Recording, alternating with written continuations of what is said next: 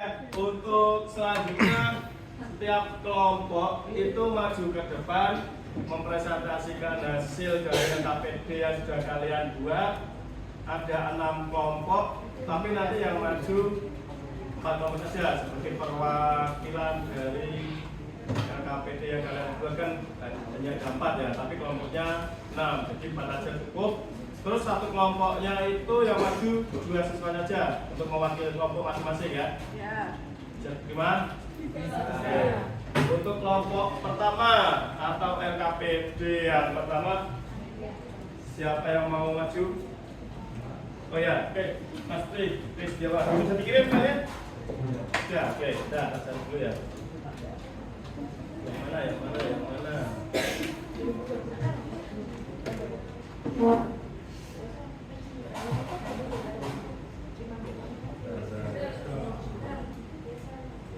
Oh ini ya. Oke, silakan. Ini benar. Ayo satu sini lah. Gak apa-apa. Assalamualaikum warahmatullahi wabarakatuh. Waalaikumsalam warahmatullahi wabarakatuh. Saya di sini akan mempresentasikan langkah-langkah dari IP server memberikan alamat IP ke klien. Pada klien ini saya namakan Letterbo. Ketika Letterbo masuk jaringan, dia meminta alamat IP dan dia kirim sinyal BCP discover mencari server. Nah, ini disebut discover. Server merespon dengan BCP over untuk meminta IP yang ditawarkan. Server menawarkan IP ke klien. Maka ini disebut over. Letterbo mengirim BCP request untuk meminta IP yang ditawarkan. Maka ini disebut request. Dan server acknowledge dapat kirim BCP acknowledge alamat IP resmi diberikan kepada klien. Sekian, terima kasih. Wassalamualaikum warahmatullahi wabarakatuh. Waalaikumsalam warahmatullahi wabarakatuh. Ya, berarti kelompok dari KPD pertama atau kelompok pertama yang membawakan apa itu tadi? Comic strip. Ya, Mas. Comic strip tentang langkah-langkah atau urutan langkah ya IP diberikan ke klien. Oke. Namanya siapa? Laptop Blue. Iya, namanya Laptop Blue. Si Laptop Blue ini dia minta alamat IP ke klien server ya. Pakai apa tadi buatnya? ChatGPT. ChatGPT berarti nge-pro nulis buatkan langkah-langkah apa BCP server gitu ya. Oh gitu ya, buatkan langkah-langkah BCP server atau bagaimana cara komputer mendapatkan alamat IP secara otomatis. Bagus ya, bagus nggak teman-teman? Imut ya. Oke, tepuk tangan atau aplaus buat Bapak Kampus. Pertanyaan nggak kira-kira tadi? Aman ya? Nggak ada pertanyaan ya? Gampang toh? Oke. Selanjutnya yang kelompok 2, KPD 2 bisa maju ke depan. Filenya sudah dikirim, Pak? Sudah.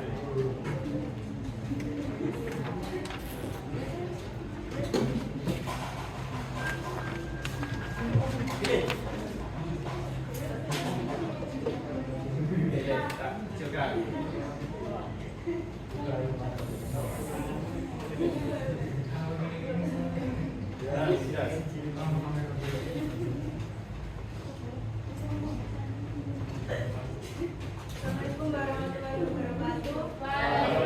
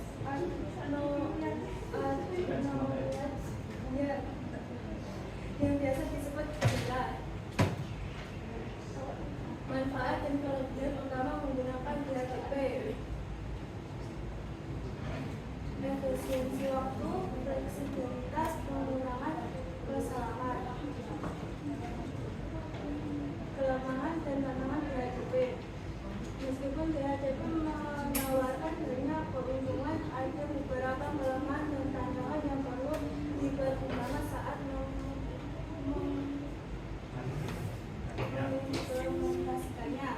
Ketergantungan pada server. Jika DHCP server mengalami masalah atau down, perangkat tidak dapat mendapatkan alamat IP baru atau memperbarui IP. Konfigurasi awal yang kompleks membutuhkan konfigurasi awal yang tepat agar dapat berfungsi dengan baik dan potensi keamanan. DHCP dapat tentang beragam serangan seperti DHCP spoofing, di mana penyerang menggunakan alamat palsu untuk mengarahkan lalu lintas. Sekian dari saya. Wassalamualaikum warahmatullahi wabarakatuh. Waalaikumsalam. Oke, menarik ya. Ini buatnya pakai apa? Aplikasinya pakai gambar, nggak pakai PowerPoint. Ya, kenapa kok pakai gambar? Karena gambarnya menarik dari Kalau bosan ya? Tidak membosankan. Saya mendapatkan ya dari materi yang dibuat kelompok 2 dari ini ya, manfaat dan kelebihan utama menggunakan DHCP server. Efisiensi waktu, mengurangi waktu yang bukan untuk mengkonfigurasi perangkat. Jadi seperti yang sudah saya bilang tadi, kamu tidak perlu membutuhkan waktu banyak untuk mengkonfigurasi semua komputer yang ingin dibuka ke internet. Cukup dinyalakan, kalau ada DHCP server di dalamnya, dia akan otomatis dapat alamat IP. Terus yang fleksibilitas, ini memungkinkan perangkat untuk bergerak di antara jaringan yang berbeda tanpa perlu mengubah pengaturan IP secara manual. Jadi walaupun jaringannya berbeda, kalau di situ sudah support DHCP server, otomatis nanti dia akan mendapatkan alamat IP sesuai dengan di mana dia terhubung ke jaringan tersebut. Itu yang fleksibilitas. Dan selanjutnya untuk yang pengulangan kesalahan, seperti tadi juga yang saya terangkan di awal ya, bahwasanya kalau semisal ada 30 komputer dimasukkan alamat IP 111, delay kok di tengah jalan kok kamu memasukkan alamat IP yang sama, kira-kira yang terjadi apa? Yang terjadi apa tadi? Kalau alamat IP-nya sama, 2 komputer tidak bisa connect. Kenapa? Karena ya harus satu, alamat IP 1 tidak bisa dipakai 2 komputer. Nah, selanjutnya ini kelemahannya seperti tadi juga tergantung pada server. Kalau server dia tidak bisa melayani si klien untuk minta alamat IP. Konfigurasi awalnya juga kompleks. Nah, yang ini tadi ini saya belum ya, potensi keamanan. Maksudnya potensi keamanan di sini DHCP dapat kontak terhadap serangan seperti DHCP spoofing, di mana penyerang mengirimkan tawaran alamat IP palsu untuk mengarahkan komunitas. Jadi DHCP spoofing itu ada semacam alamat IP palsu. Pada saat nanti komputer itu dikasihkan alamat IP itu, nanti dia diarahkan ke server lain. Nah, data yang ada di dalam perangkat yang kamu gunakan pakai yang dapat alamat IP itu nanti datanya bisa diambil, seperti data ATM, data foto itu bisa diambil atau dicuri sama server yang palsu itu tadi. Jadi hati-hati juga DHCP server, bukan berarti banyak kelebihannya, pasti juga ada kekurangannya. Itu ya untuk DHCP server, materinya yang sama seperti yang sudah saya sampaikan. Teman-teman sudah bagus ya presentasinya, ya lumayan ya, kembangkan lagi.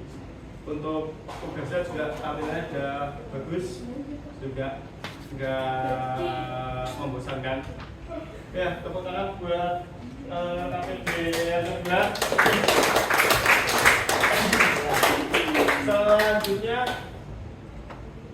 Ide ketiga, tugas ketiga. Yang mau maju? Ayo. Siapa? Oh ini berdua, ayo. Maju gak apa-apa ya? Ayo. Ayo maju. Ayo maju. Maju udah apa-apa ya? Udah sama malu. Ayo. Beli plus dulu buat teman kita ini kayak gak malu nih. Tangan dulu ya. Ayo.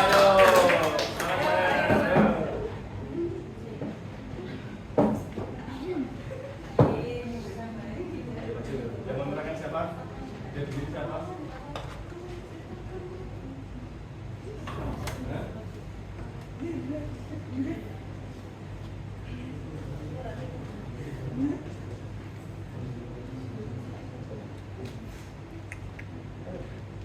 Tugasnya mana? Ini ya? Ini. Silakan diterangkan sama teman-teman konfigurasinya itu apa, gimana konfigurasi DHCP di sini, masuk ke sini, terus bagaimana cara ngetesnya DHCP itu sudah benar atau belum konfigurasinya. Silakan Mbak Risma, ditunjukkan konfigurasinya. Mana? Aku di sana. Silakan. Oke ya, sambutan dulu. Assalamualaikum. Assalamualaikum warahmatullahi wabarakatuh. Waalaikumsalam warahmatullahi wabarakatuh. Kami ingin menyampaikan cara mengonfirmasi data. Konfigurasinya yang ini ya. Kelihatan nggak? Ya, oke, tak perbesar dulu. Nah, yang mana? Yang ini. Yang dari service DHCP ini. Ini yang pool A sama pool B ya. Pool A itu yang kanan atau yang kiri? Yang kiri. Di sini ya. Pool B yang kanan. Oke, ini konfigurasinya. Lalu cara ngetesnya. Oke, DHCP ya. Kalau semisal benar berarti tandanya apa? Oh, berarti sukses. Kalau misal salah bakal fail. Ini sukses. Coba kita lakukan tes koneksi. Ya. Jadi kalau semisal itu sukses berarti jaringannya sudah atau konfigurasinya sudah. Oke, itu saja. Bisa penutupan dengan teman-teman.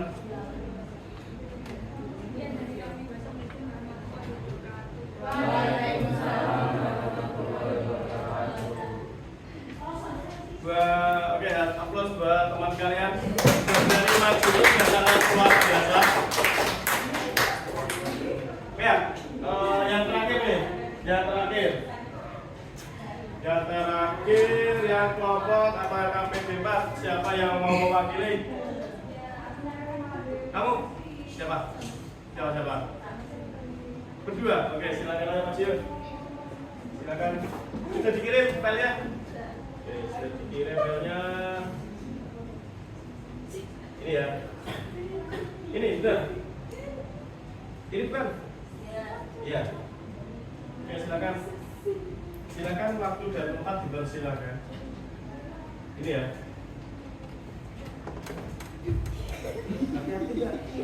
Hati-hati jatuh, hati-hati. Ya. Jadi bacakan. Ya, silakan. Di Assalamualaikum. Assalamualaikum warahmatullahi wabarakatuh. Waalaikumsalam warahmatullahi wabarakatuh. Silakan. Perkenalkan, saya Sinta dan Bapak ingin mempresentasikan hasil kerja kelompok kami.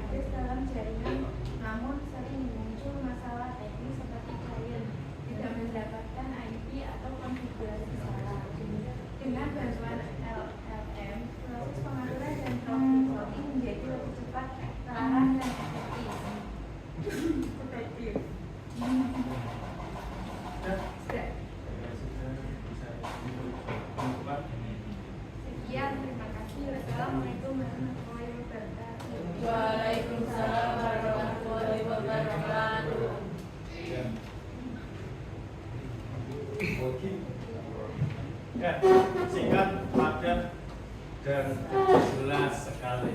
Jadi pengaturan DHCP server, saya tambahkan ya. Jadi pengaturan DHCP server itu langkah-langkahnya atau langkah dasar konfigurasinya adalah satu, menentukan IP address pada interface. Jadi interface yang dimaksud di sini adalah routernya. Router mengarah ke jaringan mana itu ditentukan terlebih dahulu IP-nya, baru nanti ditentukan DHCP servernya. Contoh, pakainya 92.168.1.1 untuk GP-nya. Lalu membuat DHCP pool. DHCP pool itu adalah rentang IP address, misalnya 192.168.1.10 sampai 192.168.1 sampai 100. Maksudnya di sini berarti yang ditulis sama Sinta ya. Jadi pada saat klien terhubung ke jaringan itu, maka dia akan mendapatkan alamat IP 192.168.1.10 atau sampai dengan 192.168.1.100 jadi dari 10 sampai 100 belakangnya, entah itu 11, 12, 13 atau 10 sampai 100. Tidak bisa kemungkinan 101 tidak bisa karena dibatasi rentan IP-nya itu. Jadi itu yang kedua, tambahkan default gateway. Default gateway adalah gateway yang interface-nya sama dengan router tadi. DNS juga sama ya. Untuk DNS itu biasanya kita pakainya 8.8.8.8 itu. Lalu mengaktifkan DHCP server. Jadi kalau dibuat, kalau nggak diaktifkan ya sama aja ya, nggak ada fungsinya. Dibuat tapi nggak diaktifkan. Lalu yang keempat, menghubungkan klien. Kalau kliennya tidak dihubungkan ke jaringan tersebut, kira-kira walaupun sudah ada server DHCP di situ, kira-kira dapat nggak IP-nya? Kamu punya komputer nih, tapi kamu nggak tancapkan kabel jaringan nih, kira-kira dapat nggak alamat IP? Nggak dapat kan? Nah, itu. Jadi percuma kalau kamu konfigurasi sampai pusing, tapi kok kabel nggak kamu tancapkan ke komputer, sama aja nggak bisa. Seperti itu. Itu kalau pakai media kabel wired. Kalau wireless pakainya wifi. Kalau kamu nggak dihubungkan ke wifi ya sama aja nggak connect. Nah, gitu ya. Terus troubleshootnya, kalian tidak mendapatkan alamat IP. Kalau semisal kok sudah dikasih ke komputer tapi kok alamat IP-nya tetap nggak connect, dicek DHCP service-nya aktif tidak. Terus guna IP salah, jadi dicek lagi ya. Kalau semisal kok ditancapkan ke suatu jaringan tapi kok IP-nya masih salah, cek konfigurasinya apakah ada yang salah, baik itu dari poolnya atau rentan IP atau dari subnetnya. Jangan tahu ada yang salah.